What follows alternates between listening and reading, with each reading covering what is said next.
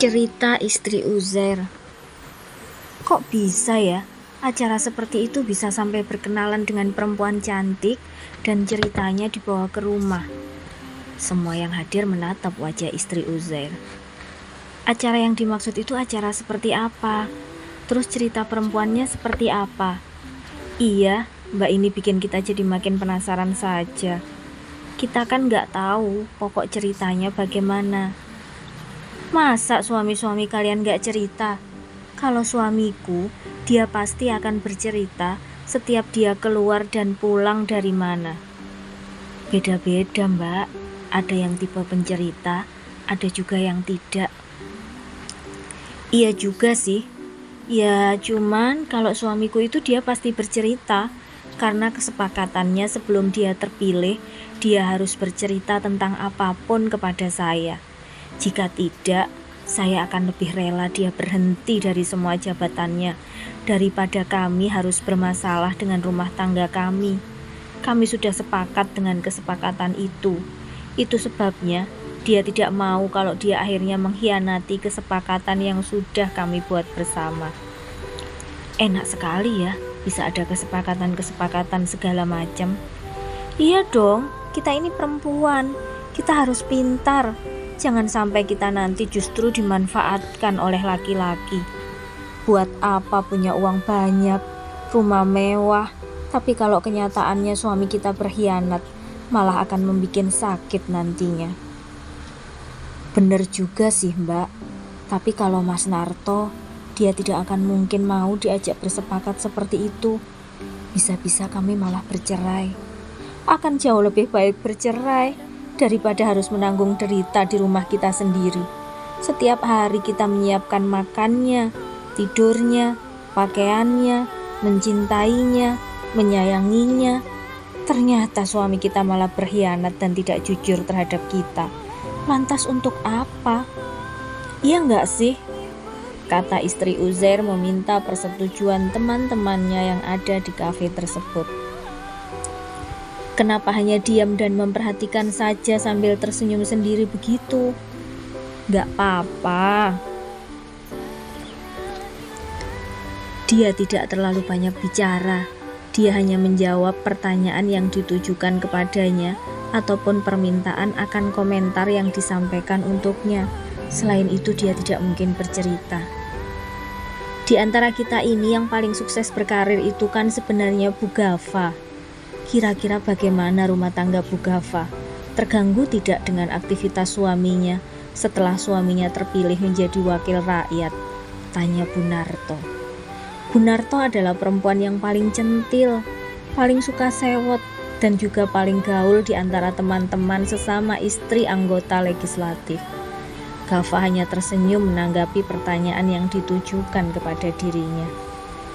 Pertanyaannya buat saya ya?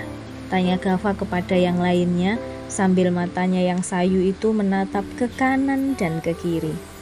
Ibu-ibu yang lainnya justru tersenyum. Mereka sepertinya sudah sangat mengenal bagaimana keseharian Gava. Iya Bu Gava, kami menanyakan tentang rumah tangga jenengan bagaimana? Tidak ada yang istimewa dalam rumah tangga saya. Semuanya biasa-biasa saja. Suami saya juga masih pulang ke rumah, masih baik, masih memberikan gajinya kepada saya, dan juga masih tetap tersenyum setiap pagi. Saya pikir itu sudah cukup. Itu sudah jadi bagian dari rasa syukur saya memiliki Mas Rashid sebagai suami. Nah, itu yang benar. Tidak usah curiga yang berlebihan terhadap suami kita. Biarkan saja.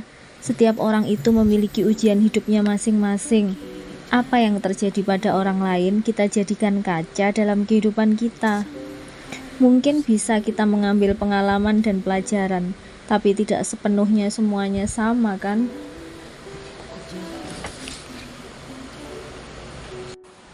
Gava mengangguk-anggukkan kepalanya pertanda setuju pada apa yang disampaikan oleh Ibu Ani. Tapi sebenarnya bisa juga loh didengarkan cerita Bu Uzair tadi. Ada cerita apa dari suaminya Bu Uzair yang mungkin kita tidak tahu kan? Iya Bu Uzair, ceritanya tentang apa sih? Cerita dong ke kita. Begini, kemarin waktu ada acara, kan mereka menginap di hotel. Nah, di sana itu ternyata pelayanannya luar biasa. Orangnya baik-baik, resepsionisnya ramah-ramah, manajernya cantik, ownernya juga cantik. Sampai-sampai saat berbelanja ke pusat perbelanjaan dan oleh-oleh, owner sama manajernya yang cewek itu juga ikut sama rombongannya suami-suami kita. Masa Bu seperti itu? Kok bisa sampai ikut begitu? Ceritanya bagaimana? Katanya sih itu bagian dari pelayanan, tapi tidak tahu lagi. Saya juga sempat protes kepada suami saya. Saya tanya kepada suami, kok kamu nggak protes kalau perempuan itu ikut di dalam bis rombongan? Suami saya langsung bilang, saya mau protes bagaimana, wong yang lain setuju, katanya begitu. Susah juga kan? Kalau begitu suami saya juga setuju dong perempuan itu ikut masuk di dalam rombongan bis yang ada. Keterlaluan. Berarti suami saya juga setuju, suara ibu yang lain.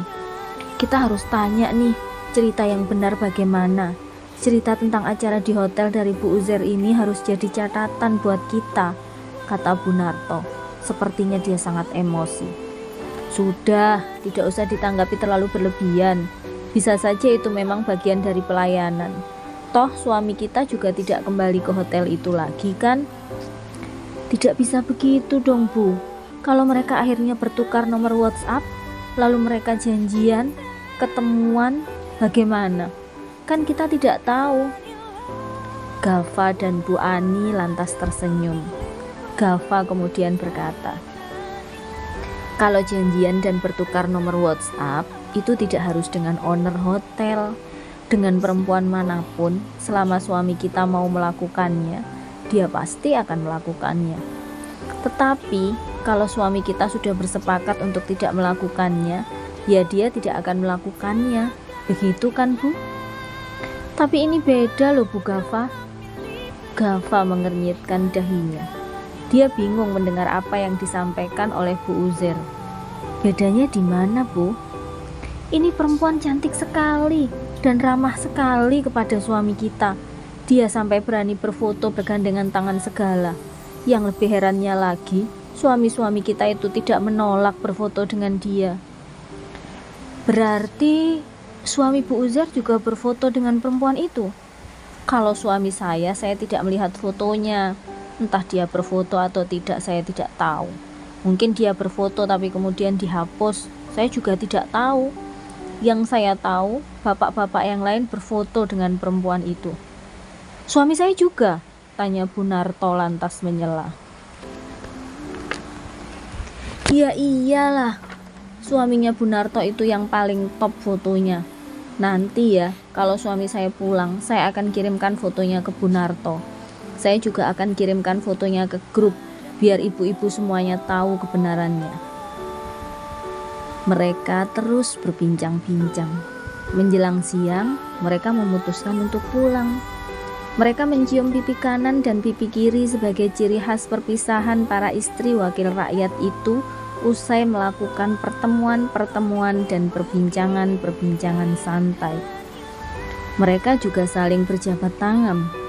Kemudian mereka memasuki mobil mewah mereka masing-masing.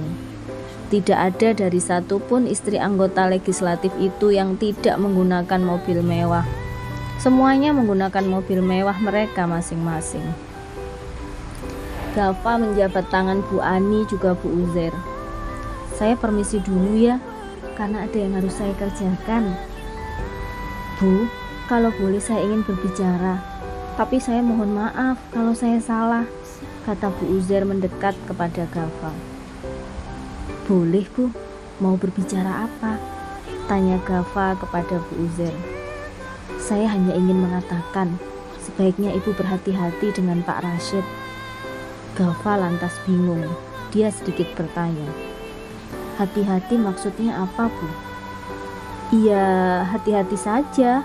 Pak Rashid itu kan tampan, uangnya banyak. Selain jadi wakil rakyat, juga menjadi pengusaha. Jadi kemungkinan besar dia didekati oleh perempuan-perempuan itu ada, Bu. Gava lantas terdiam. Dia sepertinya sedang melamun, sampai akhirnya lengan Bu Ani menggenggam jemari tangannya. Lalu Bu Ani berkata, "Bu Gava, sebaiknya segera pulang. Katanya ada pekerjaan yang harus dikerjakan. Jadi sebaiknya segera pulang saja."